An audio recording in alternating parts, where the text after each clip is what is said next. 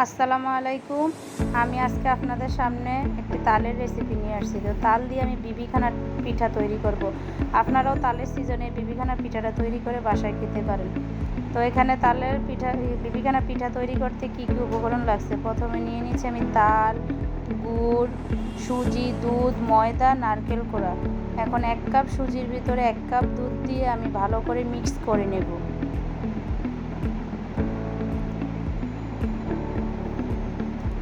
তো ভালো করে মিক্স করে কতক্ষণ রেখে দেব।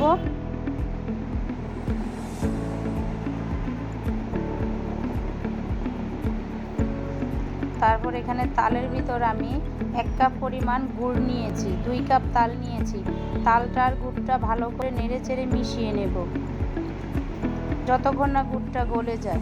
গুড়টা একটু মোটামুটি গলে আসলে এর ভিতরে আমি নারকেল কোড়া দিয়ে দিব 1 কাপ পরিমাণ, আর কিছুটা নারকেল রেখে দিয়েছি উপরে ডেকোরেশনের জন্য।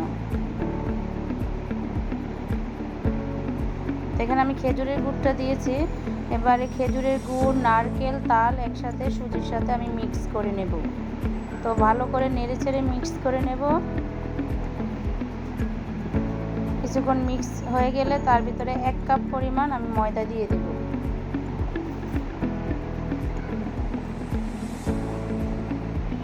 তারপরে একটু লবণ পরিমাণ মতো আর বেকিং পাউডার 1 চামচ দিয়ে, আমার ডোটা একটু ঘন হয়ে গেছে সেজন্য আমি দুধ দেখাইনি, একটু দুধ দিয়ে একটু ডোটাকে পাতলা করে নিয়েছি।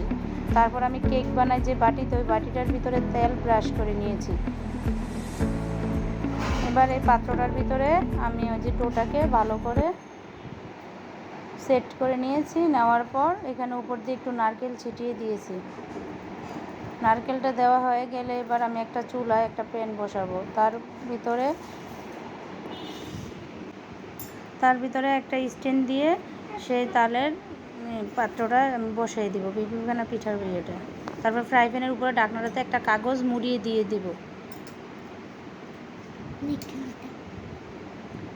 1 ঘন্টা পরে দেখলাম আমার এটা হয়ে গেছে, খুব সুন্দর মতো হয়ে গেছে। তো একটা কাঠি দিয়ে আমি চেক করে দেখলাম কাঁচা আছে কিনা।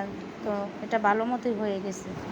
আপনাদের যদি আমার এই ভিডিওটি ভালো লাগে তাহলে আমাদের চ্যানেলটা সাবস্ক্রাইব করুন আর একটা লাইক দিন।